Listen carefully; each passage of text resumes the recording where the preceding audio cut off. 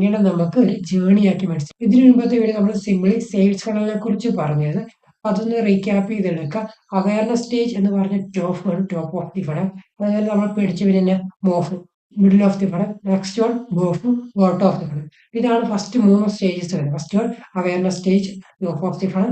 Second one consideration stage, middle of the funnel.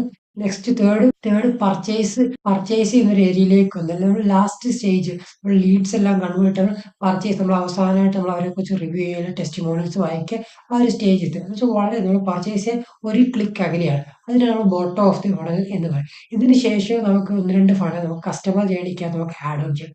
One is ലോയൽറ്റിക്ക് നമുക്കൊരു example പറയാം. നമുക്ക് നേരത്തെ പറഞ്ഞ അറ്റോമിക് ഹാബിറ്റ്സിലേക്ക് തന്നെ വരാം. നമ്മൾ ബ്രഷ് ചെയ്യാനായിട്ട് ഇപ്പോൾ ഞാൻ പേഴ്സണലി ഉപയോഗിക്കുന്ന കോൾഗേറ്റ് ആയിരിക്കും കൂടുതൽ. കാര്യം നമുക്ക് അതിലേക്ക് ഒരു പ്രത്യേക ഒരു അഫെക്ഷൻ അല്ലെങ്കിൽ ലോയൽറ്റി ഉണ്ട്. കാര്യം നമ്മൾ കുറേ നാളായിട്ട് ഉപയോഗിച്ച് നമുക്ക് അതിനൊരു മൈൻഡ് സെറ്റ് ഉണ്ട്.